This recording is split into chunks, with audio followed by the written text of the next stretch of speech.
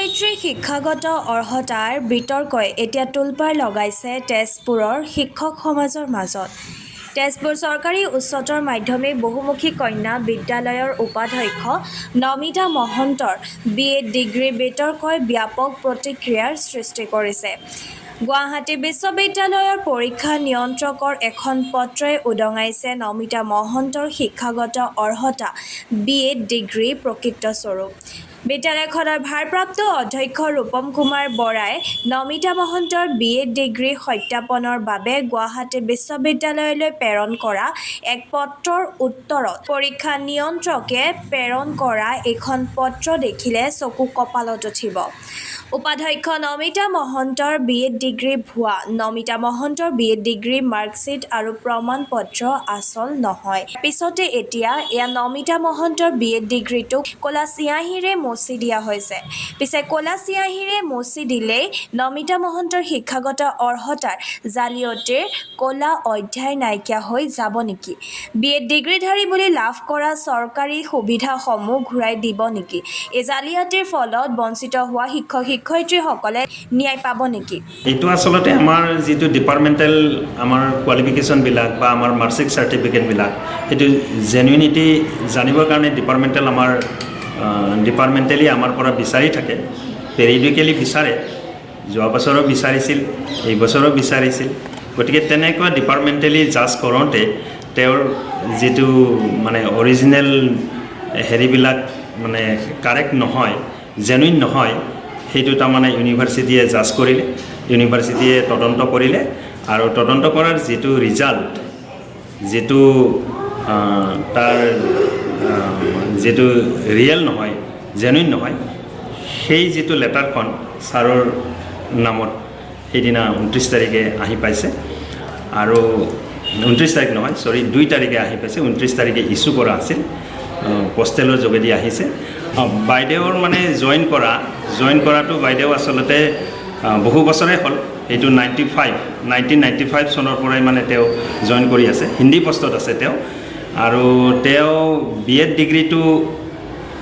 ডিগ্ৰীটো যোৱা 2015ত মানে তেওঁ মানে ক্লিয়াৰ কৰা বুলি চাৰ্টিফিকেট এখন দিছে। আৰু অৱশ্যে মানে মই যিমান দূৰ জানো তাত মানে যিটো হেৰি কৰা হৈছে, জাজ কৰা হৈছে, তাত মানে লেটাৰখনত লিখা আছে যে তেওঁ মানে ফেইল কৰিছে আৰু যিটো এতিয়া মানে লেটাৰখন আছে সেই লেটাৰখন আচলতে জেনুইন নহয় বুলি ক্লিয়াৰ কাট প্ৰিন্সিপাললৈ। বাইদেউগৰাকীৰ নামটো কি? নমিতা মহন্ত বৰদলৈ। BEd ডিগ্ৰী মানে আমাৰ লোকেল আমাৰ যিটো তেজপুৰ মানে BEd কলেজ আছে তাৰ পৰাই মানে কৰা বুলি তেওঁ কৈছে আৰু চাৰ্টিফিকেটতো মানে তাৰে চাৰ্টিফিকেট আছে। ইউনিভাৰ্চিটিৰ পৰা জেনুইন নহয় বুলি মানে আহিছে। কেতিয়া আহিছে এইটো এনেই ইছ্যু তাৰিখটো 29 আৰু আমাৰ ইয়াত আহি পাইছে 2 তাৰিখে আৰু যোৱা 5 তাৰিখ যোৱাকালি তাৰমানে ছাৰে মানে মিটিং কৰি পেলাই সেই কথাটো ডিক্লেয়াৰ কৰি দিছে। আমাৰ মিটিঙত ডিক্লেয়াৰ কৰি দিছে। বাইদেউগৰাকীয়ে কি সুবিধা লাভ কৰিছিলে BEd ডিগ্ৰী লাভ কৰি পেলাই? BEd ডিগ্ৰী লাভ কৰি পেলাই তেওঁ মানে প্ৰথমতে মানে ময়ে হৈ আছিলোঁ। মই যেতিয়া হৈছিলোঁ তেতিয়া তেওঁ আচলতে BEd আছে, কিন্তু তেওঁৰ মাষ্টাৰ ডিগ্ৰী নাছিল। আৰু যেতিয়া মই ছাৰ্ভিচটো মানে VP-টো যেতিয়া মই কণ্টিনিউ কৰি আছিলোঁ তেতিয়া মানে মাজতে তেওঁ সুবিধা কি লাভ কৰিছিলে? তেওঁ সুবিধা লাভ কৰিছে, এতিয়া সুবিধা লাভ কৰিছে। তেওঁ মানে কালিহে তেওঁ VP-ৰ পৰা আঁতৰালে অৱশ্যে ছাৰে। এতিয়া আৰু তেওঁ মানে এটা সুবিধা মানে লাগি আছে, সেইটো হ'ল আমাৰ যিটো মেট্ৰিকৰ আমাৰ যিটো zonal officer, assistant zonal officer, সেই এছিষ্টেণ্ট জনেল অফিচাৰ মানে পষ্টটো তেওঁ থাকিব নেকি, সেইটো তাৰমানে এতিয়াও মানে সন্দেহজনক। ক্লিয়াৰ কাট ছাৰে কোৱা নাই যে ৰাখিব পাৰিব নে নাই, সেইটো ছাৰে জাজ কৰিব। আৰু হায়াৰ অথৰিটিৰ লগত মানে ছাৰে ইনক্ৰিমেণ্টটো তেওঁ মই জনাত মই অফিচিয়েল ষ্টাফৰ লগত মই আলোচনা কৰিছিলোঁ।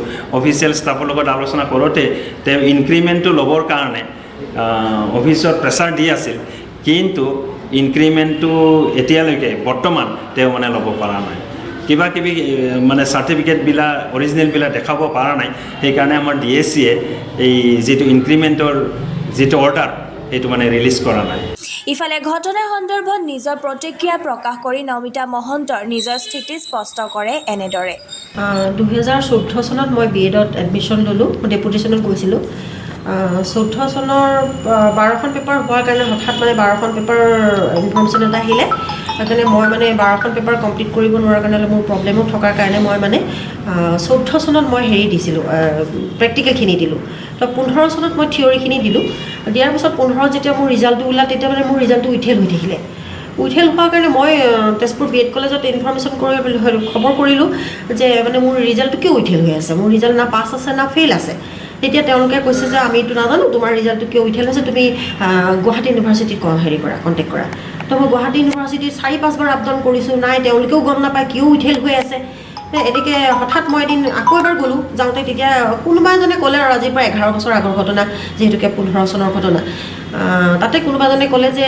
আপুনি যদি 14 চনত যদি দিছিলে তেতিয়াহ'লে 14 ৰিজাল্টটো উলিয়াইছে নে এছাইনমেণ্টৰ ৰিজাল্টটো মানে প্ৰেক্টিকেলৰ ৰিজাল্টটো কৈছোঁ নাই ওলোৱা কৈছোঁ সেইখিনি নাপালে আপুনি থিয়ৰিটো কেনেকৈ পাব তো মই থিয়ৰি সেই 14 চনৰ মাৰ্কছখিনি কেনে এপ্লাই কৰিলোঁ ওলাওঁতে মই দেখিলোঁ যে মোৰ মানে গোটেইখিনি মাৰ্কছ ঠিকে আছে ফাৰ্ষ্ট পেপাৰখনত মাৰ্কছ অলপ কম আছিলে মানে মোৰ এতিয়া মই ভাবিলোঁ গোটেইখিনি যিহেতু মোৰ 70 মাৰ্কছো আছে তেতিয়া মোৰ এইখন পেপাৰত কিয় কমিলে মই ৰিচেকৰ কাৰণে এপ্লাই কৰিলোঁ 700 টকা দি মই ৰিচেকৰ কাৰণে এপ্লাই কৰিলোঁ ৰিচেকৰ এখন কাগজ মানে ৰিচিপ্ট এখন দিছিলে তাৰপাছত ৰিচিপ্টখন থাকিলে মই ক'তবা থলোঁ নাজানো আৰু কাৰণ যেহেতুকে পাছত মই মাৰ্কছখিনি পালোঁ এখন মোৰ মাৰ্কশ্বিট দিলে তাৰপিছত মোক এখন হেৰি দিলে চাৰ্টিফিকেট দিলে তাৰ পৰাই দিলে মোক কনফিডেঞ্চিয়েল ব্ৰাঞ্চৰ পৰা দিছে মই গ'লোঁ কেইবাবাৰো গৈ মই এইখিনি আনিলোঁ অনাৰ পাছত থাকিলে আৰু এতিয়া মই যিহেতুকে পাছ মই এতিয়া ৰিচিপ্টখনৰ মোৰ কোনো প্ৰয়োজন নাই বুলি মই ক'ত থ'লোঁ আৰু 11-12 বছৰ আগৰ ঘটনা 15 চনৰ ঘটনা কিন্তু এতিয়া হঠাৎ যিহেতুকে ভেৰিফিকেশ্যন আহি গ'ল ভেৰিফিকেশ্যন অহাৰ পিছততো মই গুৱাহাটীলৈ গ'লোঁ এতিয়া তাত গুৱাহাটীত গ'লোৱেই লাষ্ট 29 তাৰিখে গৈ আহিলোঁ তেতিয়াও কণ্ট্ৰলৰ ছাৰে ক'লে যে এইখিনি ডকুমেণ্টছ মানে ডুপ্লিকেট নহয় বুলি কৈছে মোৰ হাজবেণ্ড গৈছিলে মোৰ হাজবেণ্ডক কৈছে যে নাই এইখিনি ডকুমেণ্টছ ডুপ্লিকেট নহয় তাৰপাছত কিন্তু হঠাৎ কৈছে যে আপোনাকতো আমি পটকৈ ফেইল কৰি দিবলৈ নোৱাৰোঁ আপুনি এটা কাম কৰক ৰিচিপ্টখন আনক আপুনি এতিয়া চাওকচোন 11-12 বছৰ আগৰ ঘটনা ৰিচিপ্টখন মই ক'ত থ'লোঁ মই কেনেকৈ জানিম বাৰু আৰু যিহেতুকে মোৰ পৰা 700 টকা লৈছিলে তেওঁলোকেতো ক'ৰবাততো চাইনটো নিশ্চয় ক'ৰবাত ছিগনেচাৰটো লৈছিলে ন যে মোৰ পৰা যিহেতুকে পইচাটো লৈছিলে ক'ৰবাততো লিখিত হৈছিলে 15 এইটোকে ইউনিভাৰ্চিটিৰ কি দায়িত্ব নহয় নেকি যে ষ্টুডেণ্টৰ গাতে দায়িত্ব এতিয়া ষ্টুডেণ্টৰ ওপৰত যদি দায়িত্ব দিছে যদি ষ্টুডেণ্টৰ ঘৰটো জ্বলি যায় ডকুমেণ্ট জ্বলি যায় তেতিয়া কি ষ্টুডেণ্টটো ফেইল নেকি এতিয়া মোৰ ক্ষেত্ৰতো সেইটোৱে হৈছে তাৰমানে এতিয়া মোক ফেইল বুলি দিছে আৰু মোৰ ডকুমেণ্টছখিনি জেনুইন নহয় বুলি কৈছে জেনুইন কিয় নহ'ব এইখনতো ডকুমেণ্টছটো গুৱাহাটী ইউনিভাৰ্চিটিৰে কাগজ হয় এখন চাওক আপোনালোকে মইতো ক'তো কিনি অনা নাই মইতো ক'তো কিনিবলৈ যোৱা নাই মোক যি দিছে গুৱাহাটী ইউনিভাৰ্চিটিৰ পৰা দিছে মোৰ ক'বলগীয়া এইখিনি